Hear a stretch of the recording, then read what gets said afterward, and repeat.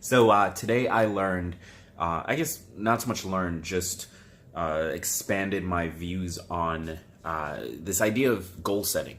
I was sitting on the train heading home from upstate from my mom's house, came back to my apartment today in New York City, and I was writing a chapter about goal setting, or rather a section about goal setting. And I don't know, it dawned on me that there's a difference between goals and what you want.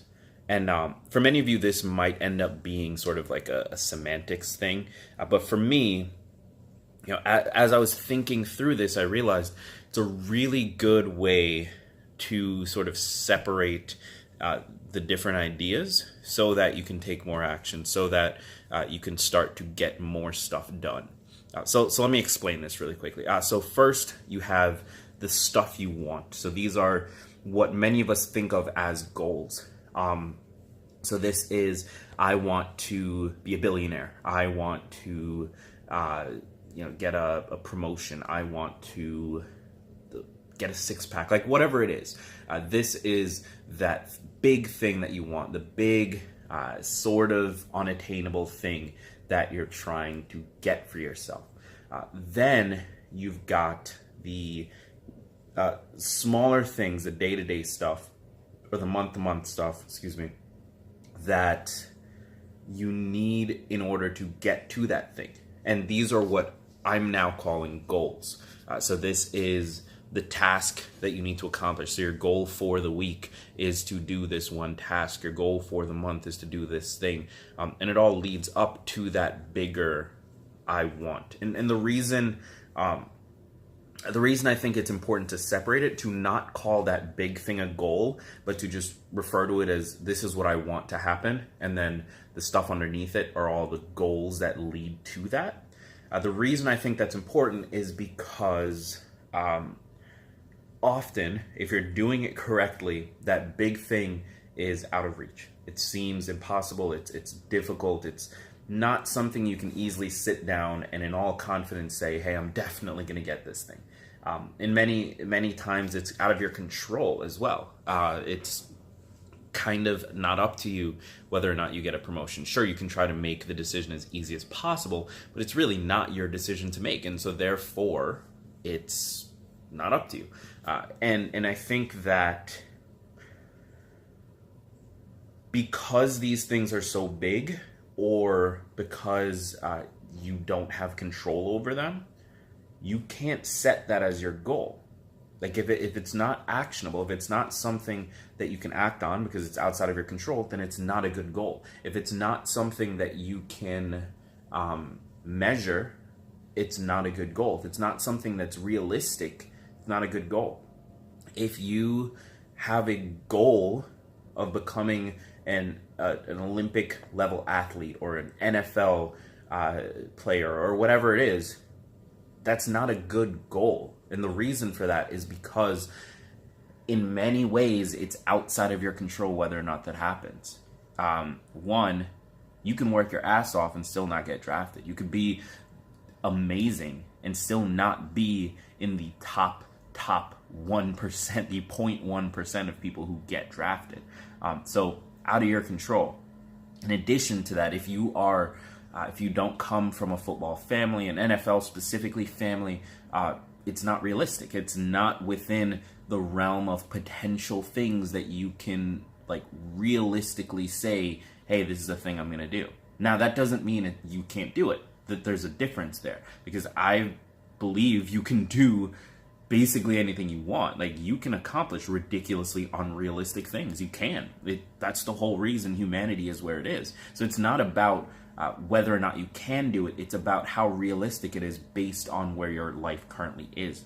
And that's an important distinction to make, because saying something's not realistic is not a commentary on whether or not you can do it.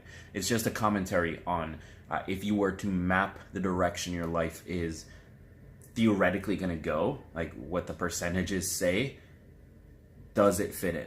And for most of us, going to the NFL does not fit in. So that's not a good goal. And as a result, you get two scenarios. Either someone doesn't ever make a goal out of it, because they just decide, well, it's not possible. Or someone makes it a goal and doesn't take the actions required because it just seems so far out of reach, or they get overwhelmed, or they're sort of constantly in this place of it's too hard, like I'm not going to be able to do it. And so that's why I'm arguing that you shouldn't make that a goal. It should be what you want, and then the goals are the things underneath that, the stuff that could potentially lead you there. And so these are things that are using the SMART framework: specific, measurable, actionable, or rather realistic and timed. And so something that you can accomplish, that is within your control to accomplish, that is a goal. If you can't accomplish it, it's not a good goal, and so you should stop making it a goal. And so, like I said at the beginning of this, it might seem like semantics. It might seem like I'm making a case for just sort of calling something a different name. But I think it's important to have these sort of mental models. I think that if we set things up so that the goals we're setting are realistic and the things we want are different, so we want to be in the NFL, but our goal is to play football in college, let's say. Like, that's more doable. That is a thing you can measure. And even that actually isn't even totally in your control. But it is more so than getting to the NFL. And so finding those big things we want and then setting goals that move us towards it, goals that are sort of a ladder, I think that's a much better model for potentially achieving the things we want, but also making it okay if we don't achieve them. Because quite honestly, there's far too much depression and sadness and just loss of sense of self-worth that comes with not achieving something. Like, there's so much. And I think that it's tough if you set these crazy, unrealistic, dream level goals that just quite frankly 1 in a million people make, and many times it has nothing to do with that person's effort.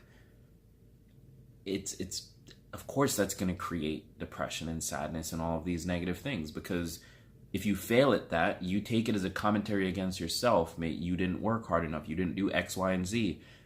But in actuality, it had nothing to do with you in the beginning. Like, other people made that decision, and so therefore you can do what you can to make it as easy as possible to make the decision. You can do what you can to be good enough to get to the table, but you can't control the way the decision goes. And if you can't control the way the decision goes, it's not a good goal. So I feel like I'm kind of rambling at this point, but that is what I learned today, is just this idea of separating the big, high-level, unrealistic, crazy things that I want from the goals that I'm setting on a day-to-day basis. Setting goals that help push me towards those things, because the ambition is still real. It's not about not being ambitious. It's not about not taking risks. It's not about not shooting for the stars. It is about making it possible for me to take actions. It is about making it possible for me to change my behavior, because that's the only way that I have any shot of the goal happening. So I hope you enjoyed that. Don't forget to subscribe to the channel. I am dropping these pretty regularly. I'm not going to say every day, but pretty close. Or at least I'm going to attempt to. Be sure to subscribe so you don't miss them, and I will see you in the next one.